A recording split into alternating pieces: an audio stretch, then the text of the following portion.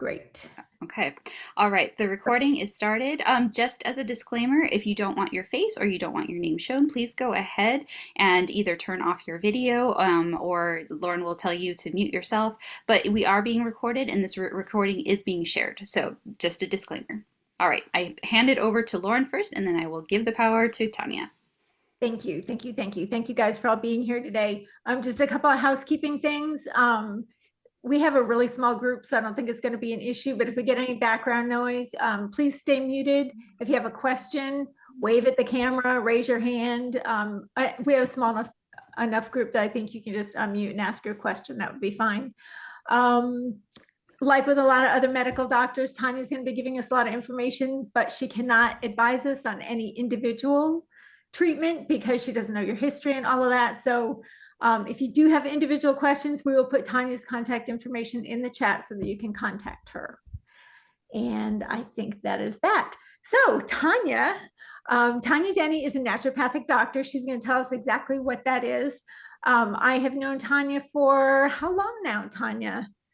When did at about least 6 months or a year? Yeah, I was gonna say probably going on close to a year because I almost finished residency actually right now. It's 1 year. And Tanya did a residency at UCI with the movement disorder docs there. Very, very familiar with Parkinson's.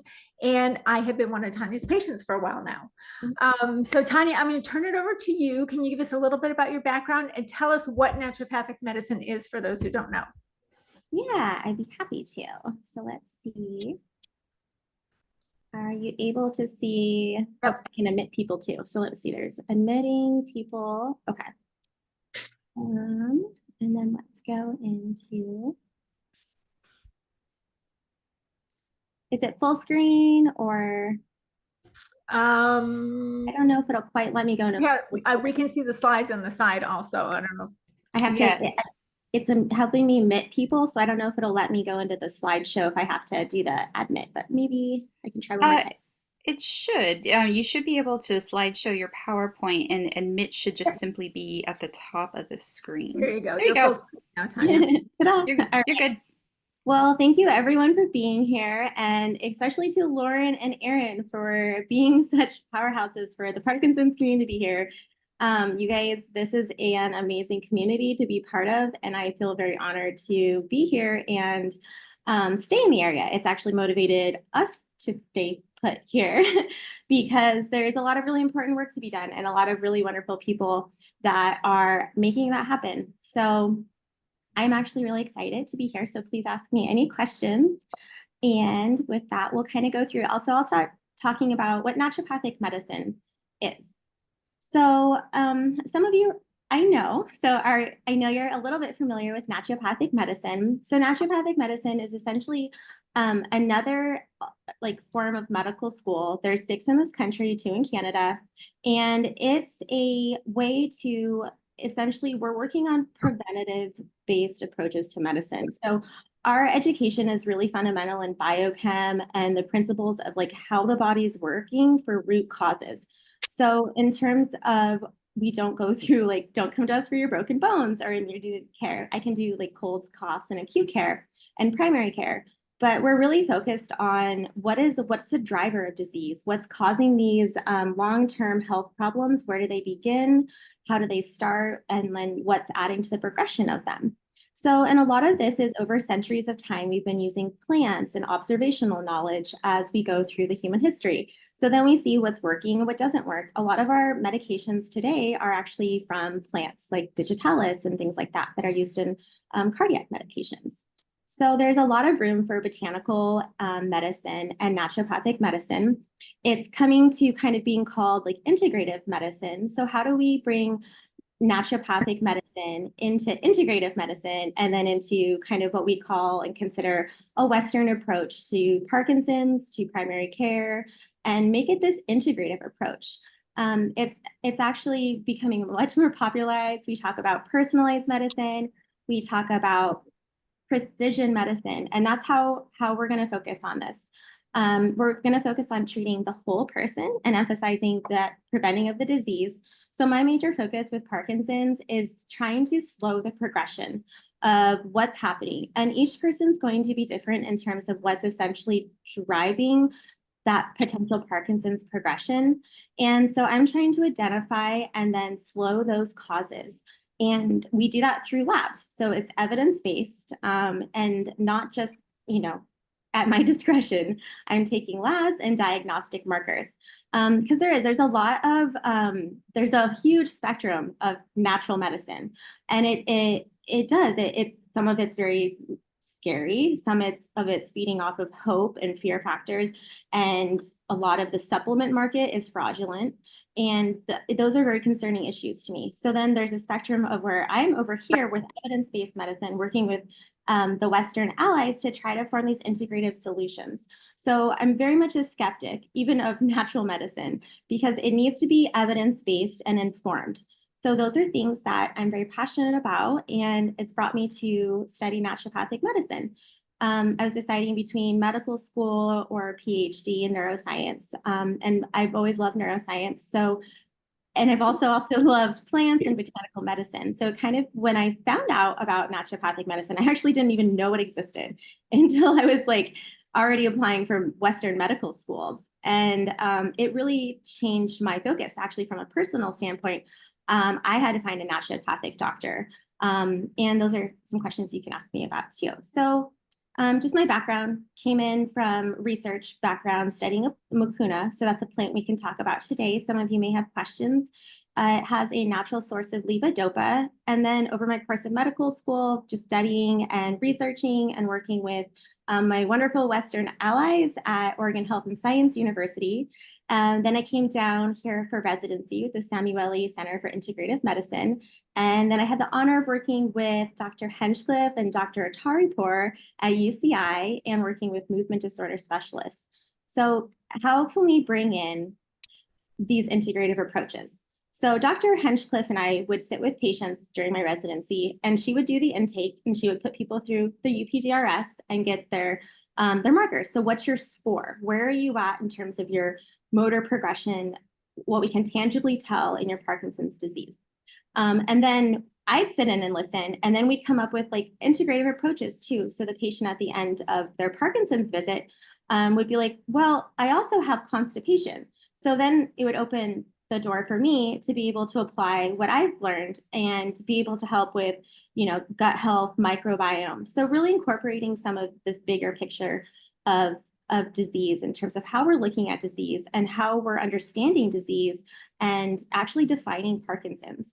Because now we're looking at rebranding, and Parkinson's is much, much more than just a dopamine disorder. It's more than a motor problem. It's a very, very unique, individualized, progressive disease. And it has many contributing factors beyond just lack of dopamine. And so what we're now identifying in science and literature are these areas in the brain. And so what we're going to try to do through naturopathic medicine then is also support these other areas in the brain and things that the person is going through in their life that's going to also adjunctively help these areas as well. And looking out for primary preventative medicine. So just doing routine screenings and going and getting your DEXA scans and things like that are really important markers for just foundationally taking care of yourself as we age. And integrative medicine's here. So this was a year ago. They're doing conferences now where they're planning the prevention of Parkinson's. So there's a wonderful movement in the field that we now know that we have medications for Parkinson's, but they're not slowing the disease progression yet.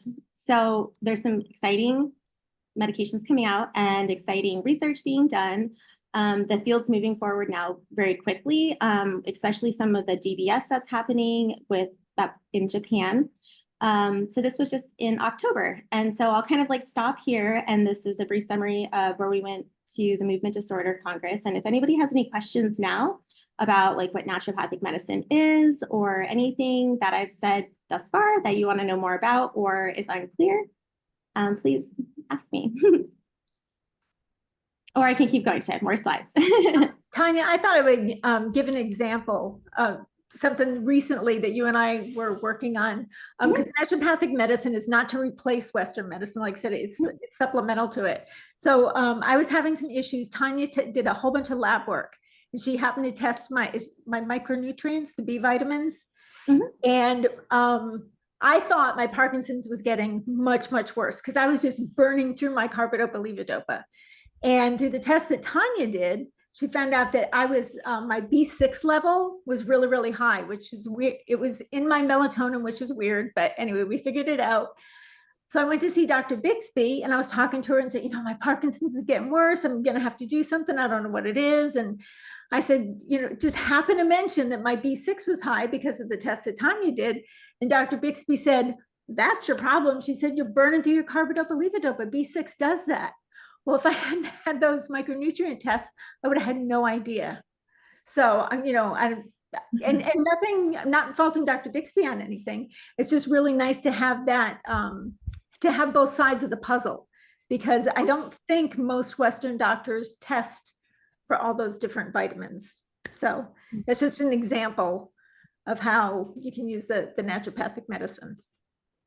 Yeah, and unfortunately, they don't have the time too, and it's all insurance based, and a lot of that, and also education and training too. So they're really focused on helping with the medications and that aspect. And so, like it's a very integrative approach, two sides of the puzzle, the yin and the yang, and where you need these the medications to slow the or treat the symptoms that are happening. And then what can we do to look foundationally at the body to see what's missing and what nutrients could add to that overall bucket to help you absorb your medications, or what's causing you to burn through your medications, and what other medications you're taking that also could be causing problems. And then I have a big segment on gut health, and we can kind of go to that because that's what Lauren's talking about. And this kind of tags onto that too. They were talking, Dr. Boss Bloom was presenting at the conference, and he was saying we need 10 million treatments of this disease because they all deserve a tailored fit, and it needs to be a personalized and individualized approach. And I think, Dr. Atari, she's at UCI, is doing a really good job of that, and helping get people. She will run some of those labs, and it kind of does a little of that integrative approach. So we're definitely moving that direction. It's just unfortunate that the time limit in your neurologist appointment is shorter. So that's where I get to pick up and have that luxury to be able to say, let's spend an hour together or 30 minutes together and dive into those biochemistry. And I can run those labs, and we can talk a little bit about that. But yep, these are some of the wonderful people. So that was the poster that we presented at MDS. This was working with Dr. Henchcliffe and using integrative medicine with Western medicine. So that combined approach, and seeing people, it improved her MDS score, UPDRS score. So we are actually able to significantly reduce her trackable Parkinson's by employing these things that we're talking about, what Lauren said, one example, and then correcting some of those underlying deficiencies, improving sleep and things like that. And this is one plant that we've been studying. Some of the updates from the conference would be, I can skip to the GI stuff, Lauren, if that would be. It's up to you, or if anyone has questions. Yeah, so there's some good slides. Actually, I have a general question, Tanya, because the integrative medicine approach it feels novel to me. I think it's the most amazing thing ever. But are there any other practices or any other general Kaiser or Hoag or any other sort of general medical groups that practice integrative medicine where there's a neurologist and a naturopathic, or are most medical groups just movement disorder specialist, neurologist, done? Yeah, as far as I know, it was the first opportunity for me to work with a neurologist in the country within my residency. So it was groundbreaking for both sides here. For a naturopathic doctor and a movement disorder specialist to work together during a residency program. So it was a huge honor. And then in a space, there's also the legal, California has different laws where we're not credentialed the same. So there's a lot more stipulations, unfortunately, in California. It would be much easier in Oregon and Washington for a naturopathic doctor and a movement disorder specialist to co-practice. But in California, it would have to I would have to work under their license, which then adds more work on them necessarily. So that's why in California, I practice as a separate entity and can add on as cash pay. So it kind of depends on what state that you're in. But in terms of naturopathic coverage for the Northwest, it's fully covered as more than what California is. You can go and see a naturopathic doctor and your insurance will reimburse you, even for like what we would consider here Medi-Cal state funded insurance. Not Medicare though. Unfortunately, Medicare has not come around yet, which is really unfortunate because most of my population is obviously mostly Medicare. And that's a population that could really benefit from access to these, forms of labs and things like that. So, just to clarify, like adding on Part B or supplemental insurance even to your Medicare still doesn't qualify naturopathic medicine, at least right now in California. At least right now, I can take secondary, but there's stipulations for labs.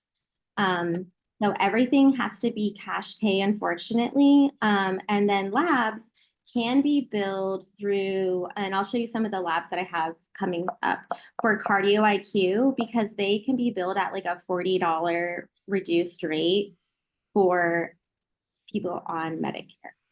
So there are some really, really good alternatives, and that I can like work with people and see what their insurance is. But to help people with insurance it's tricky in California, but we're finding ways. I was just working with like DM at the representative here for Quest, and we now have patient billing prices where you can go in and get your homocysteine for $20. Your insurance will bill you $300+ for that lab test. So it's kind of like, okay, we're finding affordable solutions. Unfortunately, now we're saying don't even use your insurance because you can just go in and pay like $20, or for $100 we can get a preliminary basic lab panel, or else your insurance won't cover it. So there are some stipulations with that. Tanya, can I interrupt you for 1 second? I just got a text that someone's trying to get into the Zoom meeting. Do you have anything up there about I admitting just let people? somebody else in. Okay, hopefully that's her. Yeah, I just let 2 people in. So Okay, there's one all person right. that's connecting to audio. Perfect, thank you. Sorry to interrupt. Oh, no problem. Okay, so let's see what is it? Tanya, what are some of the more common issues that people with Parkinson's might seek? Yeah, I was just gonna go. I have a good slide on some of the supplements that I commonly use with people. Or constipation, it's not a good PD discussion unless you talk about poop. Yep, it is the first thing. It is so important because it's medications, it's toxic waste that's in your body, and underlyingly, it's a very big common problem in Parkinson's and actually the general population. And no one really wants to talk about it, and it's actually not really talked about. If you go to your doctor, that's not a question that you would ask to the Parkinson's Foundation. So for the constipation, that's the biggest, most underlying problem. And honestly, people say, I've been constipated Can I for keep listening to this? my whole life. And so Can I keep listening to this for a while? what I try to do is, Can you guys mute yourselves, please? let's see if I can get it. I got it. I got muted. Okay. So constipation, unfortunately, is a very big problem for multiple reasons. In Parkinson's, we have what we consider the bradykinesia, so the slowness of movement. Well, that also extends to the GI tract. So you have what's considered gastroparesis, and we call that slow transit. So the stomach is actually, the stomach is losing its acidity. As we age, we lose that acidity. Acidic acid helps us break down our medications, and we need that to properly absorb our medications, our food, our nutrients. All of that is very dependent on the acidity of the stomach. And we lose that hydrochloric acid as we age. So that's one issue. The second issue is the slow transit time. So when you have slow fecal matter moving through the bowels, you have more accumulation of that toxic load because fecal matter is the waste product. And then what happens is it recirculates in the body. So if you're not, you should be going every day. And some people tell me they go once a week, once every 2 weeks. I had a young girl in residency that thought it was completely normal to use the restroom once every 10 days. And she was playing professional flag football. So extreme athletes, there's a misnomer, or it's just not talked about, but we really need to talk about how we should use the restroom every day. to get it going through. And hydration is one of the biggest things you can do to get the bowels moving. There's a fantastic product, Blue Heron. This is a wonderful product. You can email me and I can send you the link through like the dispensaries. It's a physician grade supplement. It might be available online, but I get really wary just in terms of storage and things like that when people buy things online. So just be careful about online purchases. Another thing we test for is SIBO, because with the bowels moving slowly, you also then have the propensity for the bad bugs, the bacteria, the yeast, the fungus, and then we all have viruses. This whole host of microbial diversity then takes and robs more nutrients or perpetuates this slowing of the bowel movement. And then we get the buildup of the bad bugs. And we know in the Parkinson's gut that there's more certain bacteria species, and there's like Akkermansia and Lactobacillus. So we don't want to necessarily use a shotgun approach with a probiotic. So then a lot of people have been using probiotics and self-treating, which can actually cause more potential harm if they're the wrong bacteria. So that's kind of where it comes back to that very tailored approach where we get these, here's like one example of this test. Is a mycotoxin. It goes through and shows us some of these markers in the body and gives me an idea of what I'm looking for. Leaky gut is also another problem. So beyond the slow transit, what happens as we age or as we've taken medications is that the tight junctions of the stomach lining start pulling apart. And unfortunately, when that happens, this is where we're thinking potentially the problem starts with the vagal nerve hypothesis of Parkinson's, where we have the alpha-synuclein and the oligomeric forms of protein aggregation potentially starting in this dysbiotic gut. And then you have the leaky junctions, and then that can potentially travel up to the brain. And so we're finding these protein aggregations in the gut and in the brain for alpha-synuclein. So what can we do essentially to slow that aggregation and work on the GI? And a lot of that's treating some of these, remove the parasites, remove the SIBO, and then replace with the good bacteria, the good fiber, re-inoculate. So we want the good bugs in there, especially for Parkinson's. And that's very different from the general population. So that's a tailored approach, repair and rebalance. So we really need to. I'm sorry. In like layman's term, I just want to make sure I'm understanding this correctly. The aggregates and everything that you're talking about, that's like we hear about those alpha-synuclein clumps that's causing the Parkinson, causing our symptoms and all that. So that's what you're talking about. You're seeing those in the gut also? Yes, we're finding them in the GI tract and the brain. Okay. So I wanted to. Yeah, and it's really interesting. So I was in we were Spain, Barcelona, the World Parkinson's Conference I went to last year, and one of the speakers from OHSU actually was talking about like what is alpha-synuclein, like why are we finding it, and what is it, and tau pathologies. And so essentially they're part of our innate immune system. Like we all have these essentially amino acids, which are the building blocks of protein, and then oligomeric means like they're getting bigger, and then they aggregate. So essentially just this accumulating mass of protein that then causes further havoc and then goes to the brain. And now we're getting ways to test that. And you may have heard of like the alpha-synuclein skin testing.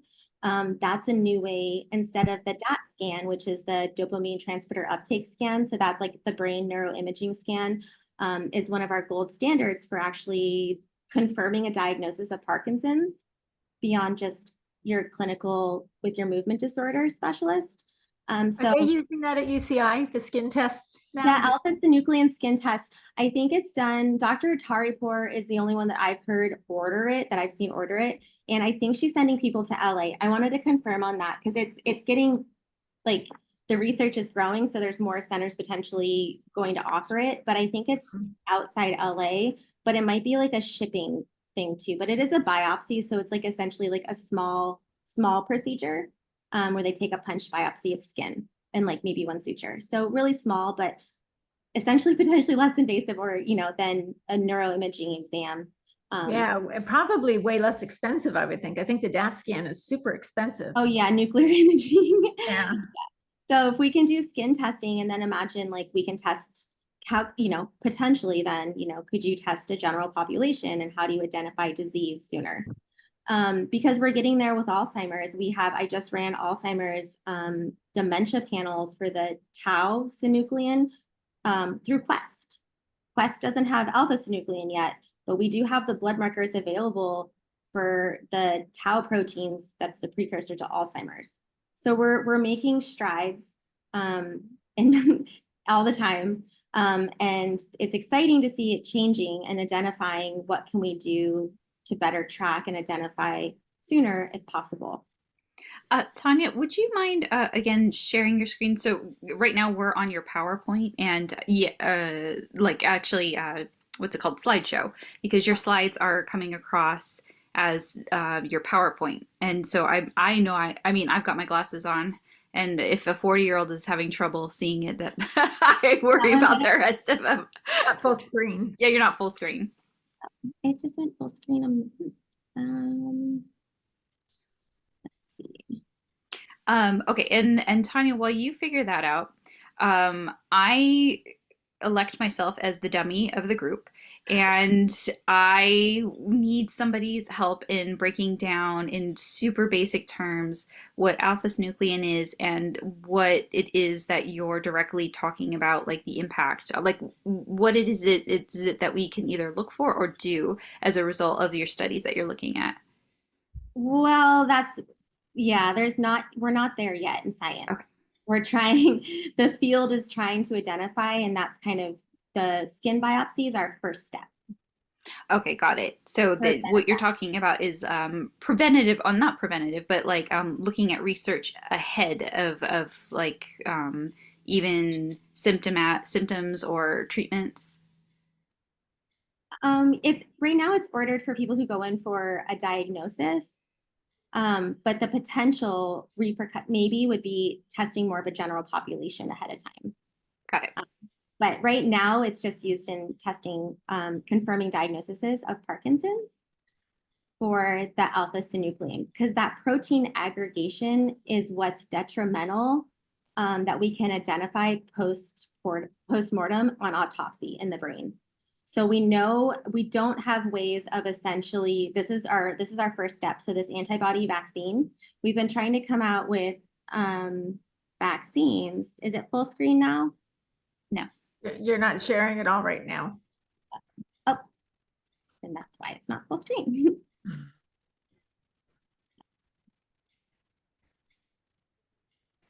So they're working on vaccinations to try to exactly that, prevent the protein aggregation from further accumulating. The studies are small. There's like 20 people, and then the second follow-up is 4 people, I think. But this is, where we have to have hope and like where the field is going. So this is exciting, just the fact that they're able to target the alpha-synuclein with an antibody and then show promising results that it's actually the person is able to then produce the antibodies to alpha-synuclein. So we're trying to get people to produce antibodies to stop the protein aggregation. So this is a huge step forward. Tracking this one would be really, it's a nice optimistic one that we're really tracking. So it looks, I'm trying to read your slide. It looks like they have done it in people, right? So 20 people, and then the second phase 2 is happening in 4 people right now. Wow. And of those 4, only 2 are Parkinson's and 2 are multiple system atrophy. So it's exciting, but exactly, the studies are small, and long-term, we're not sure, because this is, just in the beginning phases. But it's exciting to see that the research is going that way. I hate it when we always see that, like, oh, this is really good, it's happening in mice. And I'm like, that would be great if I was a mouse. Exactly. Exactly. So the first studies were done in mice. And then it's even more interesting because I sat in on a care gap, and Even the care gap for women in Parkinson's, like women are given the same dose of levodopa as men. That doesn't make sense. So they're often more dyskinetic. And then most of the model research, even in animals, is in male mice. So there is a little bit of a disconnect in the science, and how do we apply that for women? And a really good book was written and just came out in pregnancy too. So we're trying to understand more of this very individualized approach for each person and what's adding up to the GI, because a lot of it's happening in the gut. So the best thing we can work on is like constipation, hydration, and sleep, and those kinds of foundational things that can really shift. And electrolytes are a really good way to increase hydration. And a lot of times when people go in on their blood work, your sodium is low. And sodium is what you need, which is salt, is going to affect you may have heard orthostatic hypotension. When you have low blood pressure and you stand up too fast and you get really dizzy, or in the morning, it's really common when you first wake up to have orthostatic hypotension. So we wanted to I look at electrolytes with people and often recommend adding salt and electrolytes. And that will actually increase blood pressure, a healthy way to then increase your blood pressure. So we want to increase blood volume. Another way is actually Dr. Boss was talking about drinking ice cold water in bed in the morning. So even before you get out of bed, if you have a care partner that can bring you 8 ounces of ice cold water, that would be a way to potentially treat your orthostatic hypotension. And even during the daytime, if you're feeling daytime hypotension, cold water and that bolus of 8 ounces of water will increase your blood volume. So that will help in a healthy way and a very cheap way. It's a great tip. I didn't know that one. You could put it in a Yeti and that'll be ready for the morning. Say again, Stace. You could use a Yeti cup and just put that next to your bed and it'll be ice cubes and everything in the morning. Oh, I love that. I was like brainstorming. Just ice water. Yeah, it'll stay cold Yeah. for days. That's right. Super cold, like frozen cold. Ice cubes. Perfect. In case you don't have a care partner like me. Yeah, I was gonna say I hate, because I was like, how are people gonna get ice? The Yetis, they're really, really nice. Yeah, just a scoop of ice cubes and some water. That's perfect. Oh, that's Good perfect. tip. Thanks, Tanya. Yeah, of course. Anybody else have any other questions for really practical advice or things that they have that are happening that they have any questions on? Tanya, can you talk about the B12 a little bit? Because I Yeah, didn't know that much about it, and I was enlightened recently, and I didn't realize how important it was. I was just gonna pull up because B12 is actually one of the only research things that we think may help slow protein aggregation. So it's mostly studied in the dementia Alzheimer's population, but we try to extrapolate that back onto alpha-synuclein, because in Parkinson's, we're mostly dealing with tau. But when I was at the conference, it was very interesting because now that line's blurring and they're saying there's more of this mixed synucleinopathy pathology than we thought previously. We tried to say tau and alpha are 2 different diseases. Well, now they're not as clear on that. So essentially, what I'm doing as a researcher is taking a lot of the work we do for Alzheimer's and dementia prevention and then trying to overlay that onto how are we going to help the Parkinson's, the mental aspect. Because unfortunately, long-term dopamine use does have a lot of long-term neurological symptoms. That's why we're excited about the new D1 agonist that potentially is in the phase 3, the tavapadon, because it will be able to be a partial agonist. So then it's increasing overall dopamine without increasing the level of levodopa. Like you don't have to take more pills of levodopa, but your body will have more access to dopamine. So then theoretically, long-term, you have to take less medication. So then we're hoping to decrease the hallucinations, the things that come up. What's sorry? Maybe dyskinesia, just decrease that. Yeah, dyskinesia. The dyskinesia is the side effect too. The unfortunate side effects of levodopa long-term too much, because you flood the neurotransmitter. So it's like this big bolus of dopamine and it causes these peaks. So we're trying to essentially be better at regulating, and that's why a dopamine they came up with. Now they're trying to do an injection into the third ventricle, like a subcutaneous injection, that's showing potentially good results in advanced Parkinson's. But we're trying to think of ways where we can, and we've known this, it's just really hard to do because levodopa, we need to convert levodopa to dopamine. The brain needs dopamine, but we, in Parkinson's, give the precursor. So that's why a lot of this gut stuff comes up. And so that's why we want to work on potentially if there's SIBO or these mycotoxins. We're all, what is in our system right now that could be affecting our medications, our B12. B12 we can't make. It's only made by bacteria. So in Parkinson's, we know, unfortunately, again, the dysbiotic gut, and you may not have the right microflora to produce the potential bacteria for the B12. So supplementing B12 is a really, really good way. This is like a chewable. You want to do 5,000 mcg at least once a day. And chewable is good because chewable or injections are good. We know in Parkinson's where we're talking about we're having issues with absorption. And so we have this leaky gut, we have these permeability potential problems. So if you're taking all these expensive supplements and nutrients and diet, but they're going through the barrier and leaking out, it's not doing you much good.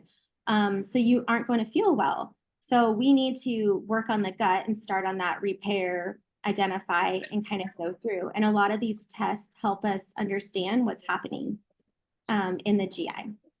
I didn't realize until recently that if you're low in B12, so many of the symptoms are actually very similar to Parkinson's symptoms. So I was like, well, how do you know which it is? I guess until you like do B12 injections or something and those symptoms change. That's the only way to determine.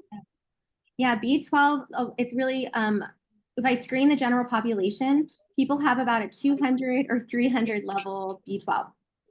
That's like the USDA's cutoff. So the general population is like getting 0 B12 and other things like magnesium, which are really important as well, and selenium. It's not in, if we can't make it in our gut or if it's not in the soil anymore or in our food, where are we going to get those nutrients? So supplementation is like one good way to do that. But we want to make sure the money is being spent and then absorbed as well. So yeah, the injections are a nice way because it bypasses first metabolism. So it just bypasses the stomach where there's potential problems happening and goes into the bloodstream. So if you're trying to kind of like, hey, my gut is like, pretty terrible. And I know I have potential B12 symptoms.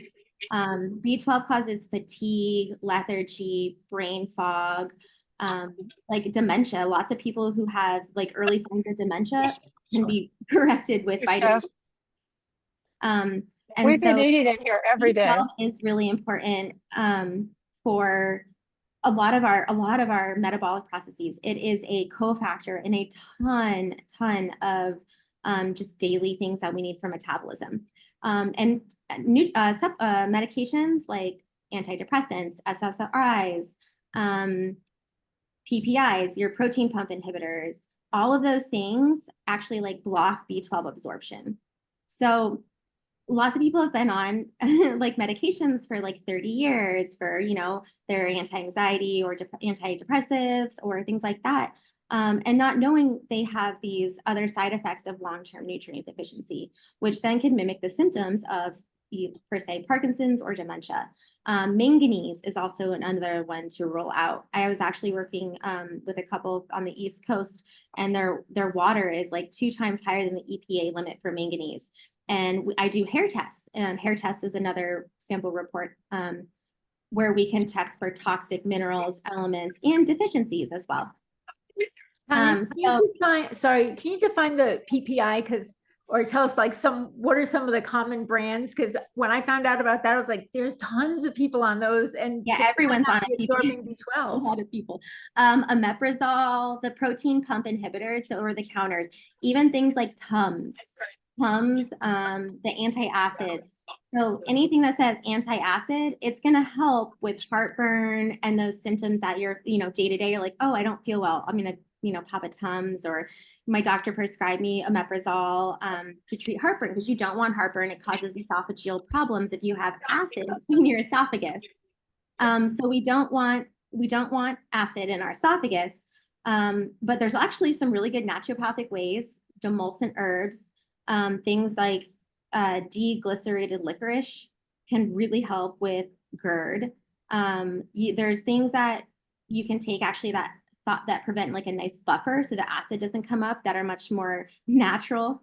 And then you want to treat the symptoms of GERD. Like, why are you having GERD? Are you avoiding, things like nightshades, coffee, acidic foods trigger GERD? So removing the sources of what's causing something. And then giving things that are going to heal. And so if we have GERD or on these medications, how do we, we don't want to pull the medications off right away, but if we can over time in a healthy way, then that would be helpful.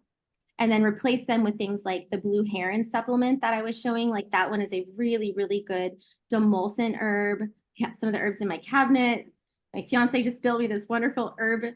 So this is what I go to. It like motivates me to cook all of my food. So whatever you have to do to trick yourself into health, do it.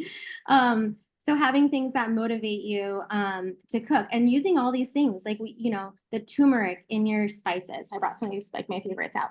Turmeric, also really important, because this is the most adulterated herb sold in the world, and it comes with lead. So this is a really important one, because you can buy it at the grocery store. And you want to be really careful with grocery store herbs and spices, essentially, because they're one of the biggest sources of heavy metals. So we know what a good one is.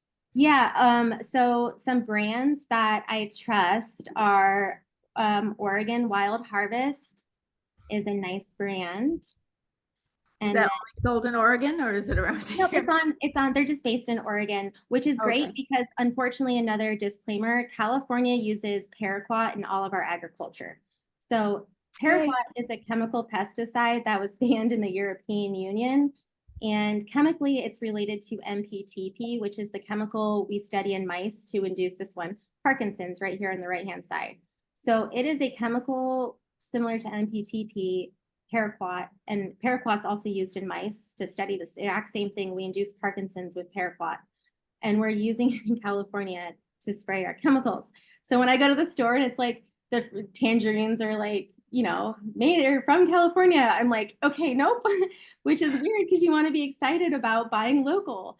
And so it's just being really informed on things like that. So just, check the Dirty Dozen, which is the 12 most contaminated fruits and vegetables. Strawberries are really high on the list. So just buy organic when you can. It's very expensive. So choosing things that are more sprayed, like strawberries, certainly organic, because we know we're still using a ton of chemicals on our food sources. So good ways to wash food. Vinegar will help remove some of that pesticide residual on the outsides of your fruits and veggies. Soap and water, scrubbing them, and then buying organic when you can. Drinking everything, if you can, in glass or ceramic is also a really good way to avoid microplastics, and not heating things that are in plastic. So if you do use the microwave, at least do it in like ceramics when all possible, avoiding heating up plastic and things like that, because we know those, the mycotoxins, the one I was showing you previously, those are showing up in the body. We know in babies that within 4 seconds of drinking breast milk, they're exposed to microplastics. So our world's just getting more polluted, unfortunately. So we're exposed to more environmental factors than we've ever known how to combat. So we're facing things that we're not really sure, like endocrine disruptors and things like that. So the more we can employ like foundational medicine of getting lots of water, because water is going to detox our system, and getting good fiber sources like that blue heron. Apples are a really good source of fiber as well. Things like quinoa are one of my staples in my diet. Quinoa is a plant that has protein and like complete amino acid profile. It's an ancient grain and it's not gluten, does not have gluten. So in Parkinson's, we do say avoid dairy, cheese, gluten, alcohol, those kinds of things, unfortunately are problematic. And so common things I talk about, vitamin C, acidity is going to help absorb your medications. So if you can, drink some lemon juice with your water, or the electrolytes that I recommend people have vitamin C in them, which is a nice way to get your electrolytes and sodium, and then also have some vitamin C. And then kind of just going through the list, vitamin D is a really big one. I want to check in on people. Vitamin D is important for bone health. As we age, we want to prevent falls, fracture risk. We want to boost our immune system. We know based off COVID studies that people who were the worst prognosis with COVID had the lowest vitamin D. So vitamin D is correlated to immune health, depression, anxiety, things like that. I take like 6 grams of fish oil a day. And so fish oil and vitamin D you want to take together because they're both fat soluble. Fish oil is another good one for brain health. Carlson's a good brand, and Nordic Naturals are a good brand. We want to be careful for mercury in fish oil. Tanya, is it okay to mix, like put the fish oil on something else, or do you have to take it as long as directly? you're not heating it? Yeah, as long as you're not heating it, because when you heat oils, they turn rancid, and then they actually are really like worse for you than they try. So yeah, probably if you spray, like, because there's liquid fish oil and then there's capsulated fish oil. If you're experiencing dyskinesia, so over medication symptoms, fish oil with really high DHA, and there's a ratio in fish oil, DHA to EPA. And so if you have dyskinesia, a helpful trick is to get some liquid fish oil, and you can email me about brands. And first thing in the morning is do some fish oil. And it's not yummy. I'm sorry. I was gonna say, it's also one of those, I can recommend capsules that have the flavor added to it, but the liquid, you just kind of have to. Well, that's why I asked, like, is it okay to put it on something so that Yeah. they can direct us? Well, it's not Yeah. horrible, but Yeah. Actually, And there look, are ones of fish oil that I take because I do 2 capsules 3 times a day sometimes, and they have the lemon or orange oil, so you don't have the fish burps, because that is like a deterrent. Like, it's if you don't want to be burping up fish oil. actually, Dave, Lauren, you have a question? Dr. Mishley had recommended for fish oil is Pharmax brand. Pharmax is great too. Yeah, no, that actually doesn't taste that bad. Is it a liquid, Dave? Yeah, yeah. See, Yeah, the DHA.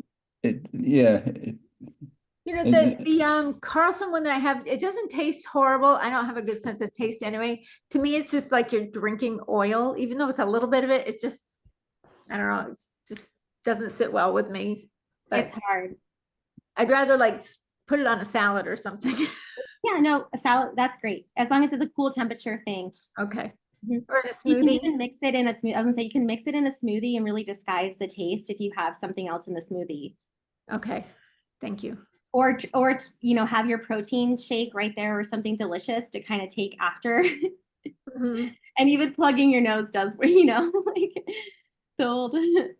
But yeah, it's not helpful, but it can really help for dyskinesia. It doesn't taste well. It's not very palatable. Homocysteine is a big one that we want to check on people. Homocysteine is a marker for multiple things in the body for cardiovascular risk. We know that as dementia progresses, homocysteine increases. So we try to keep this under 10, and that's a blood test. And then there's ways to lower it. B12 is one of them. And the supplements that work to treat it, but then we also want to check on B6 because a lot of them have B6 in it. And this is like the organic acids and the heavy metal tests and the SIBO. So those are all things that we just, for each person, depending on what you present and come with in terms of symptoms, and then also cost dependent. Like this test over on the right-hand side is like a $350 test. So, you know, they're all very, unfortunately, expensive. about $300 each, $250, and then some are $4. So you try to run them like once a year or once every 5 years, or how often you can, cost depending. And you can also work, like I work with people that I say, hey, I'm going to assume you have X, Y, and Z because now I've seen this for 10 years. And I'm just going to save you these funds, and we're going to kind of treat presumptively in this route. And often we'll see too, recently I've had like 5 people where their medications are working really well and they're just kinetic because of the gut. So we're moving the gut, and that's also helping medication absorption. So there's that disclaimer where we can do good work, but then you have to go back to your neurologist and undo some of the but that's really good long-term, because what we know about long-term Parkinson's medications is they have side effects. So if we can over time reduce your overall load of medications, then that could add some time. Can we pause for just a second, Tanya? I just wanted to see if anyone has any questions in general about supplements they might be taking, or any of the supplements you've mentioned. I have a question. Go ahead, Susan. Thank you. I'm working with Dr. Denne, and I'm going to be taking the SIBO test and one of the other major tests, because I don't think my meds are working very well lately. And so, doctor, I wanted to know, since I had to go to B12 shots, if you find some of the things you're expecting to find in a SIBO test, would that possibly enable me to stop the shots and go back to the just oral supplements? If we find it, like depending on what's in the GI. Yes. Well, likely you're probably not having the good bacteria that would be producing your natural B12. So the hopeful answer is yes. But in terms of when we test people's B12 and you're supplementing it, it still is high.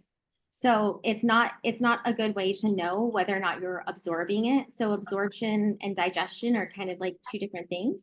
So depending on how people feel once the gut's resolved, it would be fantastic to just use chewable B12 then. So that's kind of a case by case, and depending what you find, because it can be, if there's no, like bacteria that's causing SIBO, then it's gonna be much easier to say yes. Whereas if you have SIBO that's positive for methanogens, then we're gonna say, oh, it may take longer to eradicate those bacteria that are stealing those nutrients through antibacterial herbs. And then also B12 shots are just, there is good literature on them preventing alpha-synuclein aggregation. So it kind of brings me back to that. Well, it seems like it might not be, it might be worthwhile to keep them on board, not necessarily like, maybe once a month or something. But the literature on protein aggregation, and that's what we know is driving a lot of Parkinson's, and we don't have any medications yet for that. If we can use injectable B12, to me, that seems like a potential. And we want to use methylated or hydroxy. We don't want to use cyanocobalamin. If anyone has their B12 at home, they want to look at the back and read about what form it's in. Interestingly enough, a lot of people can't actually methylate. And so there is a test to check for methylation, which is a genetic test. It can be spendy, or we just assume people don't methylate, and we give the methylated form of B12. So just make sure to check your supplement for B12. Thank you. Thank you. We have a few minutes left. Does anyone else have any questions? You know what? I have a question, but I don't know how to do this very well. So I'm not real clear on how to use the Zoom. Can you hear me? We can hear you just fine. Go ahead. Okay. So I'm wondering 2 things. My husband has Parkinson's. He's here, and he was diagnosed in 2019, and we've been reading a lot. And I'm wondering if you're familiar with this doctor from Rome, Dr. Constantini, who was studying thiamine deficiency and vitamin B1. And he said that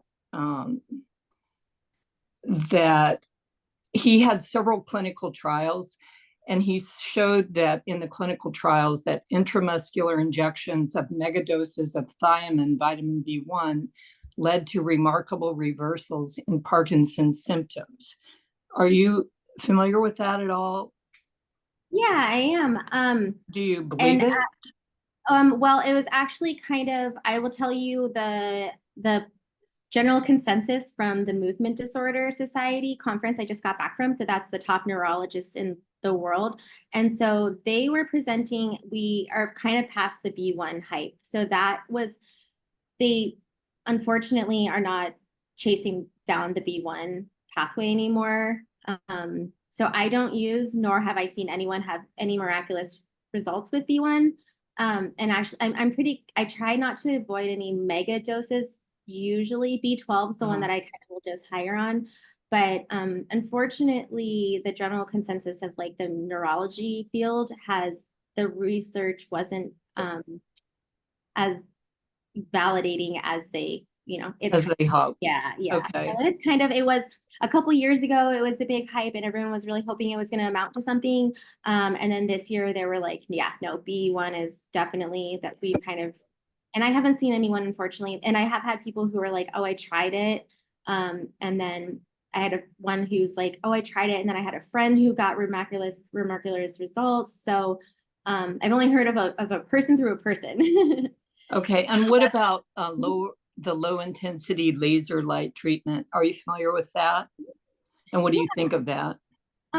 You have to be careful because a lot of those do cost significant amounts of money. So I want to be really careful with recommendations. The literature is usually self-funded by a lot of the studies for light therapy. And I do believe in a lot of those things that have value. I just don't know if we're there yet with the science and the implementation. And I don't want people to spend money that may not help, but there is a lot of science behind light therapy working. So I'm on, I don't want to essentially push someone to buying a big purchase, but Right. if it was me, maybe personally, I would definitely consider, maybe a trial or like seeing, Right. like try it out and see if it helps. I've heard good results from some of the vibratory shoes and preventing fall risk. I know of like some of the biomats that help. Like acupuncture would be a good, usually covered by insurance, which might be like a way to kind of tap into that energetic principle without spending a ton of money up front. But I do think some of the light therapies, the biomodulation, there is science in that. Like we're electric. We are, there's Right. there's energy to our bodies. So I just, and it's hard to do placebo trials also on light therapy. So there isn't anybody offering that in other words, I was trying to find a medical facility or a doctor who offers that. So as far as you know, there isn't anyone who offers it. Like there's a clinical trial right now out of Rochester, New York, that you can potentially get involved in. But so it's not FDA approved as a treatment for Parkinson's, as far as you know. No, not yet. They're not yet. Not there. Okay. I don't know any centers locally, but I'll, if you want to email me. I will. Well, yeah, I'm going to keep a list because my resources keep, growing and I'm connecting with more people. And we're also working on building like a wellness center here. And I would include some of those things eventually. So are you familiar with the clinical trial I'm talking about? If not, I can forward you the link. I'd be interested to know what your opinion of it is. Yeah, you can send me the link. I'll definitely.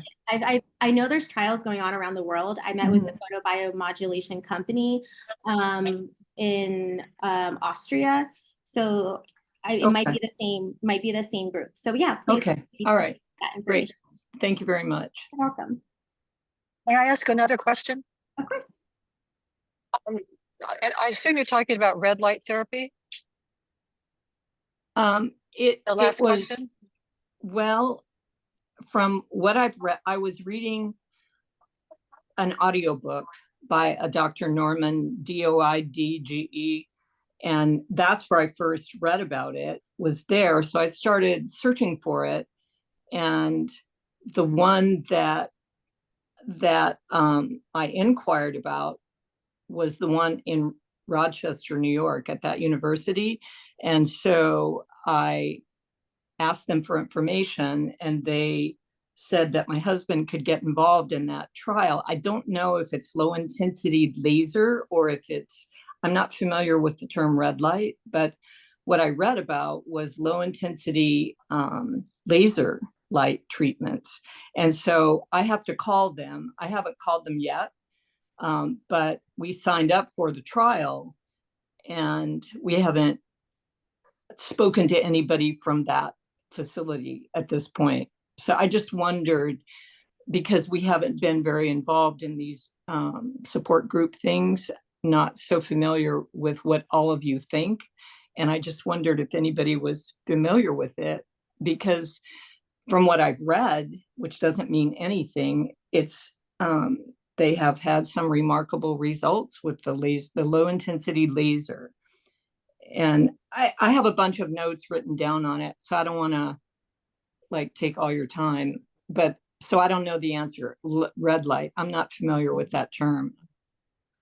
I don't know if that's the same, in other words, as the term that I read about was low intensity laser light therapy. And they said they had remarkable results in that book that we're listening to. I mean, the person that they discussed, many of the symptoms were reversed. I mean, it sounded like a miracle almost.